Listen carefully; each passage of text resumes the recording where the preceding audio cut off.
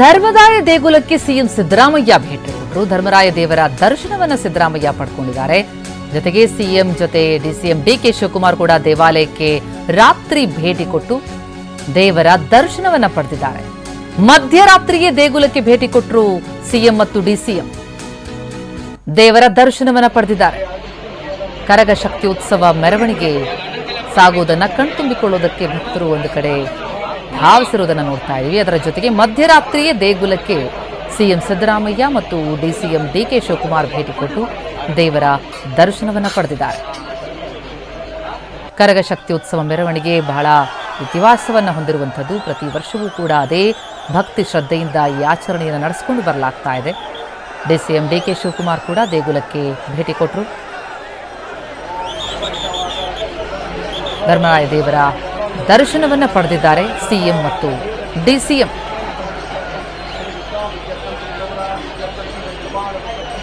ಕರಗ ಸಂಭ್ರಮವನ್ನು ನೋಡ್ತಾ ಇದ್ದೀವಿ.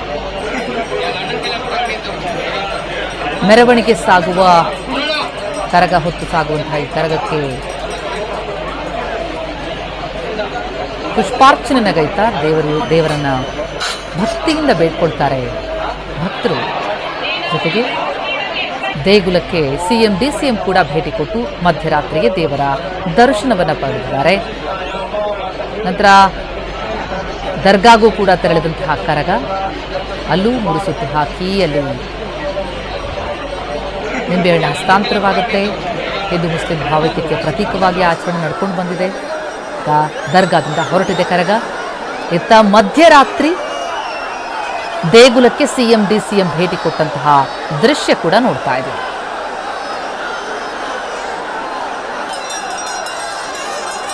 ದಾರಿಯುದ್ದಕ್ಕೂ ಮಲ್ಲಿಗೆ ಹೂವನ್ನ ಹಾಕಿ ಕರಗಕ್ಕೆ ತಮ್ಮ ಭಕ್ತಿಯನ್ನ ಭಕ್ತರು ತೋರ್ಪಡಿಸ್ತಾರಂತ ರೀತಿ ಗಮನಿಸ್ತಾ ಇದ್ದೀವಿ.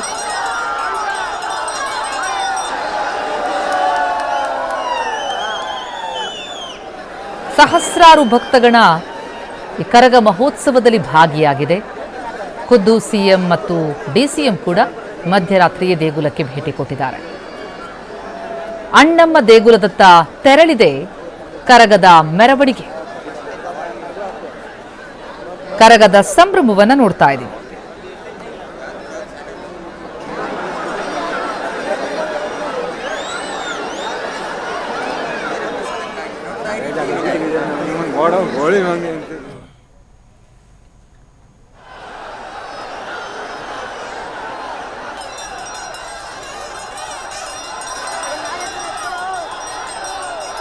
ಇದು ನಿನ್ನೆ ಮೊನ್ನೆಯ ಆಚರಣೆಯಲ್ಲ. 800 ವರ್ಷಗಳಿಗೂ ಅಧಿಕ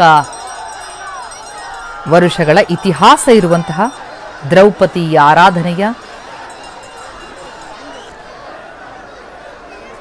ಈ ಬಗ್ಗೆ ಇನ್ನಷ್ಟು ಡೀಟೇಲ್ಸ್ ಪಡಿತಾ ಹೋಗೋಣ. ನಮ್ಮ ಪ್ರತಿನಿಧಿ ಶಾಂತಮೂರ್ತಿ ಈಗ ಸ್ಥಳದಿಂದ ಸಂಪರ್ಕದಲ್ಲಿದ್ದಾರೆ. ಶಾಂತಮೂರ್ತಿ, ಕರಗ ಮಹೋತ್ಸವ 800 ವರ್ಷಗಳ ಇತಿಹಾಸವಿರುವಂತಹ ಈ ಶಕ್ತಿಯೋತ್ಸವದ ಮೆರವಣಿಗೆ ಹೇಗೆ ಸಾಗ್ತಾ ಇದೆ? ಸದ್ಯದ ಅಪ್ಡೇಟ್ಸ್ ಕೊಡೋದಾದ್ರೆ.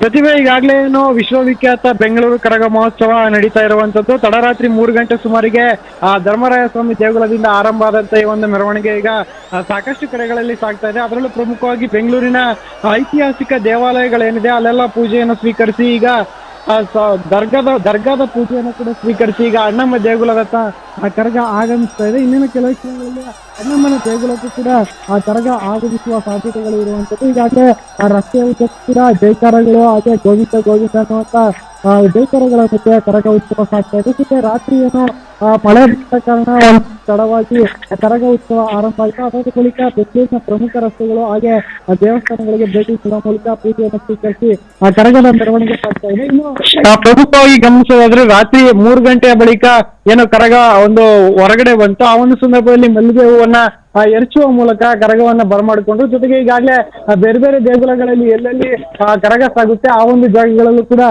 ಜನರು ಉತ್ಸುಕರಾಗಿ ಕರಗವನ್ನ ಕಣ್ತುಂಬಿಕೊಳ್ತಾ ಇರುವಂತದ್ದು. ಇನ್ನು ವೀರಕುಮಾರರು ಕೂಡ ಆ ಕರಗದ ಜೊತೆಯಲ್ಲಿ ಸಾಗ್ತಾ ಕತ್ತಿಗಳನ್ನ ಹಿಡಿದುಕೊಂಡು ಹಲಗೆ ಸೇವೆಯನ್ನ ಮಾಡೋ ಮೂಲಕ ದ್ರೌಪದಿ ದೇವಿಗೆ ನಮನವನ್ನ ಸಲ್ಲಿಸ್ತಾ ಇದ್ದಾರೆ. ಜೊತೆ ಈಗಾಗಲೇ ಏನು ಅಣ್ಣಮ್ಮ ದೇವಸ್ಥಾನವನ್ನ ತಲುಪುತ್ತೆ. ಅದಾದ ಬಳಿಕ ಮತ್ತೆ ಅದೇ ಮಾರ್ಗವಾಗಿ ಒಂದು ಧರ್ಮರಾಯ ಸ್ವಾಮಿ ದೇಗುಲವನ್ನು ತಲುಪುತ್ತೆ. ಅಂದ್ರೆ ಸುಮಾರು 8 ಗಂಟೆಯ ಸುಮಾರಿಗೆ ದೇವಸ್ಥಾನವನ್ನು ತಲುಪುವ ಸಾಧ್ಯತೆಗಳು ಕೂಡ ಇರುವಂತದ್ದು. ಒಟ್ಟಿನಲ್ಲಿ ವಿಶ್ವವಿಖ್ಯಾತ ಕರಗ ಈಗಾಗಲೇ ಸಂಪನ್ನ ಆಗ್ತಾ ಇದೆ. ಇನ್ನು ಕೆಲವು ಕ್ಷಣಗಳಲ್ಲಿ ಅಣ್ಣಮ್ಮ ದೇಗುಲವನ್ನು ತಲುಪಿ ಅಲ್ಲಿ ಕೂಡ ಪೂಜೆಯನ್ನು ಸ್ವೀಕರಿಸ್ತಾರೆ. ಅದಾದ ಬಳಿಕ ಮತ್ತೆ ಕಬ್ಬನ್ಪೇಟೆ ಮುಖ್ಯ ರಸ್ತೆಯ ಮಾರ್ಗವಾಗಿ ಧರ್ಮರಾಯ ಸ್ವಾಮಿ ದೇಗುಲವನ್ನು ತಲುಪುವಂತ ನಿರೀಕ್ಷೆಗಳು ಕೂಡ ಇರುವಂತದ್ದು. ಪ್ರತಿಭಾ, ಪ್ರತಿ ವರ್ಷವೂ ಕೂಡ ಕರಗವನ್ನು ಅದೇ ಶಕ್ತಿ, ಅದೇ ಭಕ್ತಿ, ಒಂದು ಶ್ರದ್ಧೆಯಿಂದ ನಡೆಸ್ಕೊಂಡು ಬರಲಾಗ್ತಾ ಇರುವಂಥದ್ದು. ಶಾಂತಮೂರ್ತಿ, 800 ವರ್ಷಗಳ ಇತಿಹಾಸ ಇರುವಂಥದ್ದು. ಈ ಬಾರಿಯ ವಿಶೇಷತೆಗಳೇನಾದರೂ ಕಂಡು ಬಂದುವ ವ್ಯವಸ್ಥೆಗಳು ಹೇಗಾಗಿದೆ, ಜೊತೆಗೆ ಭದ್ರತೆಗಳನ್ನ ಯಾವ ರೀತಿ ಒದಗಿಸಲಾಗಿದೆ? ಈಗಾಗಲೇ ಏನು ಭದ್ರತೆಗಳ ವಿಚಾರಕ್ಕೆ ಬರೋದಂದ್ರೆ ಸಾಕಷ್ಟು ಒಂದು ಭದ್ರತೆಯನ್ನು ಒದಗಿಸಿರುವಂಥದ್ದು. ಯಾಕಂದ್ರೆ ಕರಗ ಯಾವ್ಯಾವ ಮಾರ್ಗದಲ್ಲಿ ಸಾಗ್ತಾ ಇತ್ತೋ ಆ ಒಂದು ಮಾರ್ಗದಲ್ಲೆಲ್ಲ ಕೂಡ ಪೊಲೀಸ್ ಒಂದು ಬಿಗಿ ಬಂದೋಬಸ್ತನ್ನ ಏರ್ಪಡೆ ಮಾಡಲಾಗಿರುವಂಥದ್ದು. ಜೊತೆಗೆ DCM DK ಶಿವಕುಮಾರ್ ಕೂಡ ತಡರಾತ್ರಿಯ ತನಕ ಕರಗವನ್ನು ವೀಕ್ಷಣೆ ಮಾಡಿದ್ರು. ಈ ಹಿನ್ನೆಲೆಯಲ್ಲಿ ಹೆಚ್ಚಿನ ಭದ್ರತೆಯನ್ನು ಕೂಡ ಕೊಡಲಾಗಿತ್ತು. ಜೊತೆಗೆ ಏನು 7 ACP, 20 ಇನ್ಸ್ಪೆಕ್ಟರ್ ಆಗಿ 39 PSIಗಳು ಸೇರಿದಂತೆ 552 ಸಿಬ್ಬಂದಿಗಳು ಭದ್ರತೆಗೆ ನಿಯೋಜನೆ ಆಗಿದ್ರು. ಮತ್ತೊಂದು ಕಡೆಯಲ್ಲಿ 8 KSRP ತುಕಡಿಗಳು ಕೂಡ ಕರಗ ಸಾಗುವಂತ ಮಾರ್ಗ ಏನಿತ್ತು ಆ ಕಡೆ ಎಲ್ಲ ಭದ್ರತೆಯನ್ನು ಕೊಟ್ಟಿರುವಂತದ್ದು. ಇನ್ನು ಪ್ರಮುಖವಾಗಿ ಈ ಬಾರಿಯನ್ನು ವಿಶೇಷತೆ ಅಂತ ಸತ್ಯ ಏನು ಕಂಡು ಬಂದಿಲ್ಲ. ಯಾಕಂದ್ರೆ ಒಂದಷ್ಟು ಅನುದಾನದ ಗೊಂದಲ ವಿಚಾರ ಹಿನ್ನೆಲೆಯಲ್ಲಿ ಕರಗ ನಡೆಯೋದು ಕೂಡ ತಡವಾಯಿತು. ಜೊತೆಗೆ ಅಲ್ಲಿ ಸಿದ್ಧತೆಗಳು ಕೂಡ ತಡವಾಗಿ ಆರಂಭ ಆಯಿತು. ಆದ್ರೆ ಅದಾದ ಬಳಿಕ ನಿರ್ವಿಘ್ನವಾಗಿ ಕರಗ ಎಸ್, ಧನ್ಯವಾದ ಶಾಂತಮೂರ್ತಿ ತಮ್ಮ ಮಾಹಿತಿಗೆ. ದರ್ಗಾದಿಂದ ತೆರಳಿದಂತಹ ಕರಗ ಮುಂದೆ ಸಾಗ್ತಾ ಇರುವಂತಹ ದೃಶ್ಯ